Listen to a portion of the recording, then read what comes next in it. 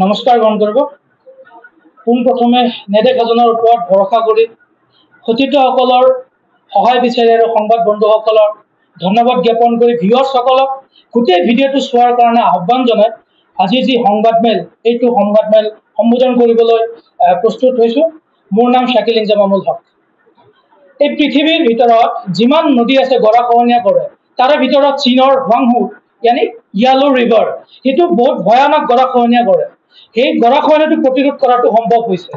চীনতো যদি সম্ভৱ হৈছে তেনেহ'লে আমাৰ অসমৰ ব্ৰহ্মপুত্ৰ নদীৰ গৰাখহনীয়া প্ৰতিৰোধ কৰাটো সম্ভৱ। ঠিক আছে, আমি চীনৰ কথা বাদেই দিলোঁ।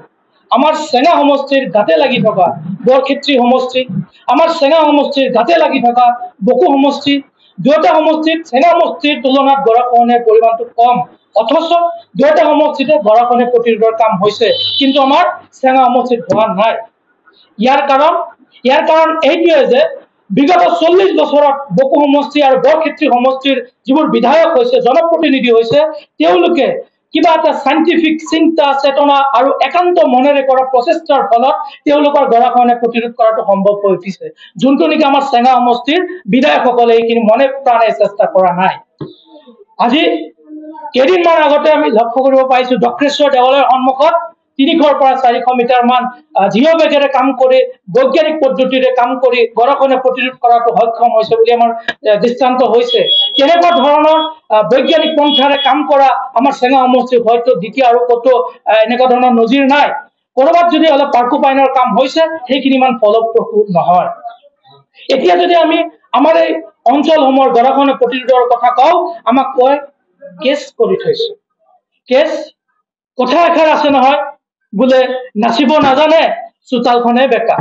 যি সময়ত শ বিঘা মাটি বানপানীৰ গৰাখহনীয়াৰ কবলত পৰি উঠি গৈ আছে, যি সময়ত হাজাৰ হাজাৰ মানুহ গৃহহীন হৈ আছে, যি সময়ত লাখ লাখ টকাৰ শস্য বিনষ্ট হৈ আছে, সেই সময়ত বাহানা দি আছে কেছ কৰি থৈছে। আৰে ভাই, কেছ কৰি থৈছে, কেছটোৰ ওপৰত তুমি ডিবেট কৰা, কেছটোৰ ওপৰত তুমি কাউণ্টাৰ কৰা। এইবোৰ কথা আমাৰ চেঙা সমষ্টিৰ যোনবোৰ দুখীয়া মানুহ, চেঙা সমষ্টিৰ গৰাখহনীয়া কবলত পৰা দুখীয়া মানুহ, তেওঁলোকৰ কান্ধত এই দায়িত্বটো দিলেতো নহব। এইটো কেতিয়াও সম্ভৱ নহয়। আৰে কেছটো কৰি থৈছে, যি সময়ত আমি ভাবো 200 কৰোৰ টকা হলে আমাৰ গৰাখহনীয়া প্ৰতিৰোধৰ কামটো সম্পন্ন হব, সেই সময়ত 380 কৰোৰ প্ৰায় 400 কৰোৰ টকা ফাণ্ড আহিছে, সেই সময়ত কেছ কৰি বন্ধ কৰি থৈছে। সিহঁতে যে কেছ কৰি বন্ধ কৰি থৈছে, দে আৰ চাইণ্টিফিক অৰ নট, সেই বছৰে কেছটোৰ গোটেই তথ্য আমাৰ চেঙা সমষ্টিৰ প্ৰত্যেকজন নাগৰিকে জনাৰ অধিকাৰ আছে। তাৰ ভিতৰত কি কথা আছে প্ৰত্যেকজন নাগৰিকে জানিব লাগিব। এনে মুখে মুখে কলে নহব। নিজে এটা ভাল কাম কৰিব নোৱাৰে, আনে কিবা এটা ভাল কাম কৰিব খুজিলে যে বাধা আৰোপ কৰা, এই যোনটো কেৰেক্টাৰ আমি মানি নলওঁ যুৱ সমাজে। এটা বস্তু আমি লক্ষ্য কৰিছো, বা আমাৰ যিটো চৰ্চা আমাৰ NGOৰ ফালৰ পৰা হওক, আঞ্চলিক যুৱকসকলৰ মাজত কথোপকথনৰ পিছত আমি এটা ফিল কৰিছিলো যে এই যোনটো কাম আহিছিলে, সেই কামটো হ'ব দিব লাগিছিলে। ফাৰ্ষ্ট ইনষ্টলমেণ্টৰ কামটো যদি হল হয়, তাৰপিছত কামৰ লগত সহযোগিতা কৰি সময়ত আৰু ভাল লাগে বুলি যদি আমি ডিমাণ্ড ক্ৰিয়েট কৰিলো হয়, হয়তো তাৰপিছত যিমানখিনি মানুহ গৰাখহনীয়া কবলত পৰি উঠি যাব লগা হ'ল, সেইবোৰ মানুহ নহল হয়। আৰু এটা কথা আপোনালোকে লক্ষ্য কৰিব, এই ব্ৰহ্মপুত্ৰ নদীয়ে এনেকুৱা এটা বস্তু যি নেকি কোনো ৰাজনীতি বুজি নাপায়। ব্ৰহ্মপুত্ৰ নদী এটা এনেকুৱা বস্তু যি নেকি কোনো শস্য চিনি নাপায়। ব্ৰহ্মপুত্ৰ নদী এনেকুৱা বস্তু সি কোনো হিন্দু নে মুছলমানৰ ঘৰ বিচাৰ কৰিব নাজানে। ব্ৰহ্মপুত্ৰ এটা এনেকুৱা বস্তু সি কোনো শস্য ধনী দুখীয়া এইবোৰ চিনি নাপায়। ব্ৰহ্মপুত্ৰ মাথো হৈছে এটা ৰাস্তা, ই সময়ে সময়ে চেনেল ডাইভাৰ্ট কৰে। খুন্দা মাৰিছিলে, তাৰাবাৰী ভাঙিল। পাজাৰভাঙাত খুন্দা মাৰিছিলে, পাজাৰভাঙাত ভাঙিল। চেনিমাৰীত খুন্দা মাৰিছে, চেনিমাৰী ভাঙিল। আজি আমাৰ বহৰীত সত্যটো আজি এক ভয়ানক পৰিস্থিতিৰ সন্মুখীন হৈ আছে। আজি বান্ধালীত খুন্দা মাৰিছে, বান্ধালী ভাঙি আছে। আজি বামন ডোংৰাত খুন্দা মাৰিছে, ডোংৰা ভাঙি আছে। ৰৌমাৰীত খুন্দা মাৰি আছে, ৰৌমাৰীত ভাঙি আছে। এইদৰে য'ত য'ত নদীয়ে খুন্দা মাৰি আছে, তাতে তাতে এনেকে গৰাখহনীয়া হৈ আছে। আজি আমি আৰু এটা বস্তু লক্ষ্য কৰিব লাগিব, যদি আমি আমাৰ এই নদী বান্ধৰ কামখিনি যদি সম্পূৰ্ণ নকৰো, তেনেহলে এটা সময় এনেকুৱা আহিব, এই গোটেই চেঙা সমষ্টিটো চেঙা বুলি নামহে থাকিব। তাতে সমষ্টি জিঅ'গ্ৰাফিকেল লোকেশ্যনত একো মানুহৰ ঘৰ বাৰী নাথাকে, অকল পানী আৰু পানীয়ে থাকিব। আৰু এনেকুৱা ইমান যে এটা ভয়াবহ এটা সমস্যা চেঙা গড়খহনীয়া সমস্যাটো। এই সমস্যাটোৰ কাৰণে মূৰৰ বিষ নাই কাৰো। কাৰ মূৰৰ বিষ নাই? চেঙা সমষ্টিৰ প্ৰত্যেকজন নাগৰিকৰ মূৰৰ বিষ নাই।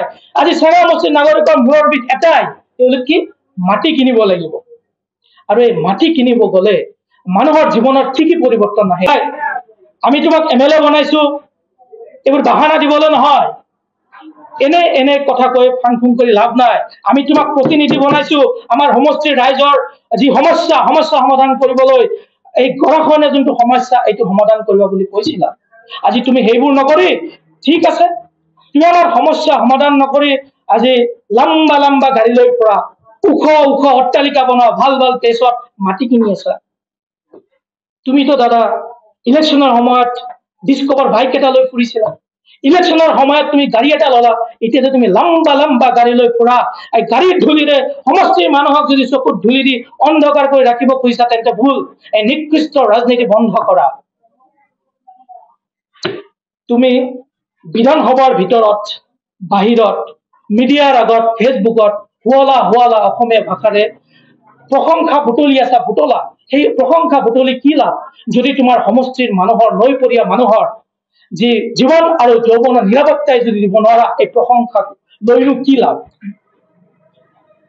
ঠিক আছে, তুমি লম্বা লম্বা গাড়ী লৈ ফুৰা, তুমি ওখ ওখ অট্টালিকা বনোৱা, তুমি ঠায়ে ঠায়ে মাটি কিনা, তুমি বিদেশ ভ্ৰমণ কৰা, তুমি সমষ্টিৰ ভিতৰত ঠিকা কৰা, সমষ্টিৰ বাহিৰত ঠিকা কৰা, তুমি যি কৰা কৰা, সমান্তৰাল ভাৱে আমাৰ এই সমষ্টিৰ দুখীয়া নিষ্পেষিত মানুহৰ কাৰণে, এই সিহঁতৰ জীৱনৰ নিৰাপত্তাৰ কাৰণে কাম কৰাটো তোমাৰ প্ৰথম আৰু প্ৰধান কাম আছিল।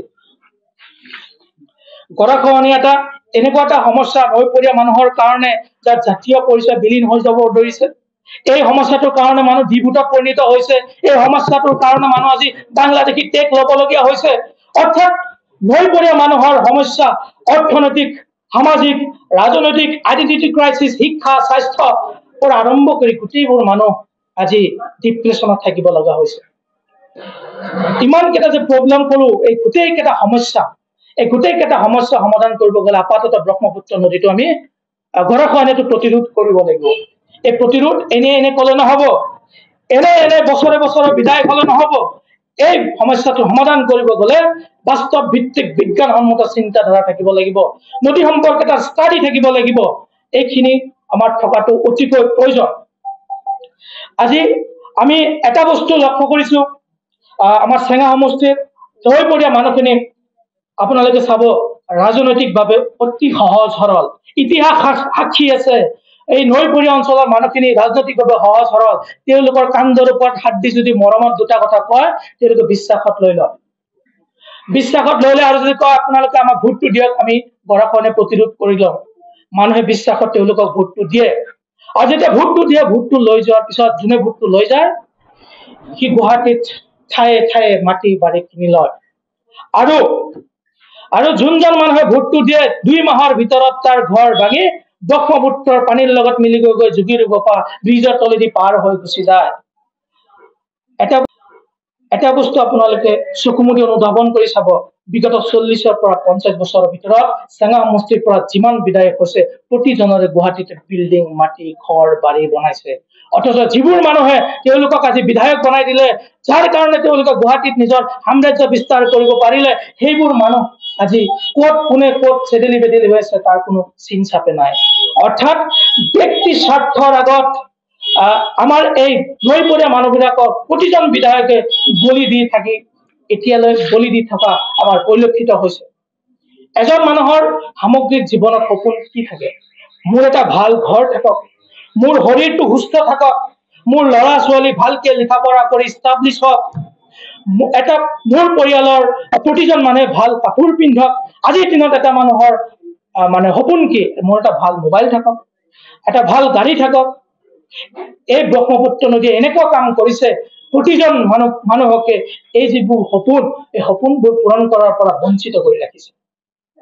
শান্তিৰে এইবোৰ সপোন পূৰণ কৰিব পৰা নাই। আজি নৈপৰীয়া অঞ্চলৰ ডেকা ল'ৰাকেইটা দিল্লী, বেংগলোৰ, গুৱাহাটীৰ দৰে চহৰত দিন হাজিৰা কৰি খাব লগা হৈছে। সেই সময়তে তেওঁলোকে কি কৰিব লাগে? একে সময়তে নিজৰ ঘৰ বনাব লাগে, মাটি কিনিব লাগে, চিষ্টাৰক বিয়া দিব লাগে, ইফালে নিজৰ ৰুম ৰেণ্ট এইবোৰতো কথা আছে। হাইৰে যন্ত্ৰণা।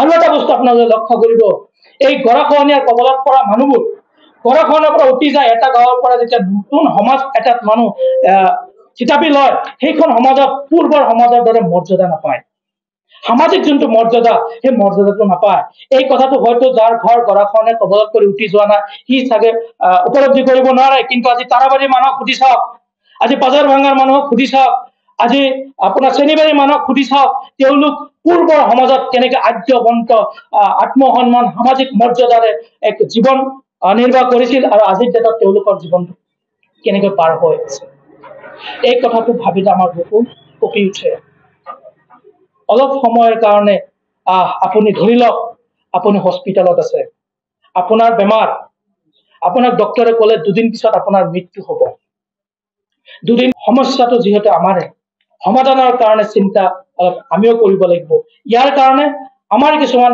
সামাজিক আৰু নৈতিক দায়িত্ব আমি ল'ব লাগিব আমি যুৱ সমাজ সকলোৰে লগত কোলাবৰেট কৰি আমি গৰাখহনীয়া কামটোক সম্পন্ন কৰাৰ কাৰণে চৰকাৰক আবেদন নিবেদন জনাব লাগিব চৰকাৰে যদি কিবা কাম কৰে তাৰ সমান্তৰালভাৱে সহযোগ কৰি আমি কিবা এটা অলপ সহযোগ কৰি আমি কামবোৰ কৰিব লাগিব তাৰ কাৰণে আমাৰ গোটেই সমষ্টিৰ মানুহক এটা বস্তু মই আহ্বান জনাম আপোনালোকে এই সমস্যাটোক নিজৰ সমস্যা বুলি ভাবক এই গৰাখহনীয়া সমস্যাটোক আপোনালোকে পৰিয়ালৰ সমস্যা বুলি ভাবক এই গৰাখহনীয়া সমস্যা বুলি ভাবক এই সমস্যাটোক গোটেই বৰপেটাবাসীৰ অসমবাসীৰ কাৰণে এটা সমস্যা বুলি ভাবক তাৰপিছতহে শ্ৰদ্ধা ৰাইজ মই কম আপোনালোকে এই কথাটো অন্তৰত গাঁঠি লওক মাথাত গাঁঠি লওক এই সমস্যাটো আমি সমাধান কৰিমেই যিকোনো হালতত আমি এইটো সমস্যাটো সমাধান কৰিবৰ কাৰণে আমি আগবাঢ়ি আহিম আমি আহ্বান জনাম আমাৰ চেঙা সমষ্টিৰ যিমান ভূমিপুত্ৰ আছে তেওঁলোক বিদেশত আছে নিজৰ দেশৰ কথা চিন্তা কৰি থাকে তেওঁলোককো কম চেঙা সমষ্টিত বসবাস কৰা প্ৰত্যেকজন নাগৰিকে যিকোনো প্ৰকাৰে পাৰে সহায় কৰক আমাৰ লগত কোলাবৰেট কৰক আমি একেলগ হৈ ঐক্যবদ্ধভাৱে ৰাজনৈতিকভাৱে যিসকলে আজি ফাইট কৰিছে তেওঁলোকে কৰক আমি আজি প্ৰেছাৰ গ্ৰুপ হিচাপে যিমানখিনি পাৰো সামাজিকভাৱে আমি যিমানখিনি পাৰো আমি কৰিবলৈ যত্ন কৰিম তাৰ কাৰণে সকলোৱে আমাক সহায় সহযোগিতা আগবঢ়াব বুলি আমি আশা ৰাখিছো চেঙা সমষ্টিত বৰ্তমান কোন কোন অঞ্চলত গৰাখহনীয়া চলি আছে আজি ডেটত যদি কয় চেঙা সমষ্টিৰ কোন কোন অঞ্চলত মোৰ মনত প্ৰশ্ন এই চেঙা সমষ্টিৰ কোন কোন অঞ্চলত গৰাখহনীয়া হোৱা নাই চেঙা সমষ্টি আজি ক'ব গ'লে গোটেই ব্ৰহ্মপুত্ৰ নদীৰ দুয়োটা পাৰতে পৰিছে ৰৌমাৰীৰ পৰা আৰম্ভ কৰি বান্দালী চেনিমাৰী ইফালে বহৰী সত্ৰটোৰ আজি অৱস্থাটো চাওঁ এক ভয়ংকৰ পৰিস্থিতিত পৰি আছে তাৰ পৰা আৰম্ভ কৰি গৈ ডক্টৰ বামনগঞ্জ আগটো যিমানলৈ গৈছে দক্ষিণ ভাৰতত তেনেকুৱা একে অৱস্থা গৰাখহনীয়া হৈ আছে বৰ্তমান সময়ত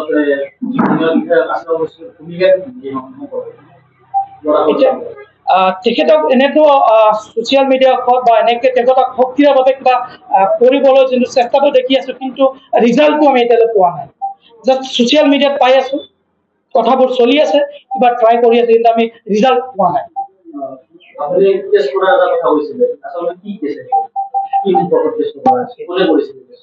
এই কেছটো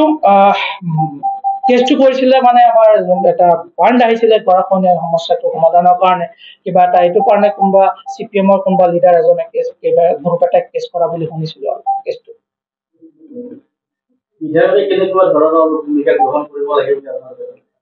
আমি ভাবো যদি এই গৰাখহনীয়াৰ কামটো চৰকাৰৰ ফালৰ পৰা হৈছে সঁচাকৈ যদি কেছটোৰ কাৰণে কামটো কৰিব পৰা নাই তেনেহ'লে এই কেছটোৰ কাৰণে তেওঁ এই কেছটোৰ ওপৰত ডিবেট কৰক ভালকে কোৰ্টতো যদি ডিবেট কৰিব লাগে বা কাউণ্টাৰ কৰিব লাগে কাউণ্টাৰ কৰক বা এই কেছটোৰ ভিতৰত কি আছে প্ৰতিটো বস্তু সমষ্টিৰ ৰাইজক ভালকে বুজাই কওক আজি ডেটত মানুহে ভাবি আছে তেওঁৰ অৱহেলাৰ কাৰণে হৈ আছে বছৰ বছৰ ধৰিতো MLA মিনিষ্টাৰবিলাকে গৰাখহনীয়াৰ ইছ্যুটো লৈয়ে মন্ত্ৰী লিখা হৈ আছে তাৰপিছতো গৰাখহনীয়া সমস্যাটো সমাধান হোৱা নাই কি কাৰণত হোৱা নাই সেইটো কাৰণে মইতো কম ইতিহাস সাক্ষী আছে বিগত 40 বছৰ ধৰি যিমান বিধায়ক হৈছে তেতিয়াৰ পৰাই গৰাখহনীয়া হৈ আছে নহ'লে তাৰাবাৰী নাভাঙিল হয় নহ'লে পাজাৰভাঙা নাভাঙিল হয় নহ'লে আজি আঠিয়া বৰ্ডি এইবোৰ প্লেচ নাভাঙিল হয় যিসকল বিধায়ক হৈ আছিলে প্ৰতিশ্ৰুতি দিছিলে ঠিকে তেওঁলোকৰ বিজ্ঞানসন্মত চিন্তাধাৰা আৰু মনে প্ৰাণে কৰা চেষ্টা এইটো ত্ৰুটি আছিলে বুলি মোৰ বিশ্বাস হয় আৰু তেওঁলোকে মোৰ বিশ্বাস হয় কিছুমানে নিজৰ স্বাৰ্থটো আগত ৰাখি এই সমস্যাটোক ইমান সমস্যা বুলি পৰিলক্ষিত কৰা নাই এই সমস্যাটোক এটা জীয়াই ৰাখিব খুজিছে ৰাজনীতিৰ ঢাল হিচাপে ব্যৱহাৰ কৰাৰ কাৰণে মোৰ বোধেৰে এইটো উপলব্ধি হয় এই সমস্যাটো সমাধান কৰাৰ ক্ষেত্ৰত চৰকাৰ তথা মুখ্যমন্ত্ৰীক কিবা আহ্বান জনাব? হয়, একদম আমি হাত জোৰ কৰি কৰজোৰে অনুৰোধ জনাম। আজি এই যোনটো গৰাখহনীয়া সমস্যাটো হৈ আছে, এই গৰাখহনীয়া সমস্যাটোৰ কাৰণে অকল মানুহ যে গৃহহীন হৈ আছে সেইটোৱে নহয়, আজি স্বদেশী মানুহবোৰত বিদেশী টেগ ল'বলগীয়া হৈ আছে। এই গৰাখহনীয়াৰ কাৰণে যোনবোৰ মানুহৰ 10 বিঘা 20 বিঘাকে মাটি আছিলে, সেইবোৰ মানুহ আজি বেলেগৰ মাটি আধি লৈ খেতি কৰি খাই জীয়াই থাকিবলগীয়া হৈছে। যিবোৰ মানুহৰ 10 বিঘা 12 বিঘা মাটি আছিলে, 3-4টাকে ৰাখল ৰাখি ঘৰত কাম কৰিছিলে, বনীয়া ল'ৰা ৰাখি কাম কৰিছিলে, সেইবোৰ পৰিয়ালৰ ল'ৰা আজি বিদেশত যায় হাজিৰা কৰি খাব লগা হৈছে, একমাত্ৰ এই গৰাখহনীয়া সমস্যাটোৰ কাৰণে। সেইকাৰণে মই আমাৰ প্ৰশাসন, অসম চৰকাৰ সকলোকে আমি হাতজোৰ কৰি অনুৰোধ জনাম, যদি পাৰে আপোনালোকৰ কৃপা দৃষ্টিটো এই নিষ্পেষিত এই মানুহখিনিৰ কাৰণে অলপ ৰাখক, এই গৰাখহনীয়া প্ৰতিৰোধটো কৰক।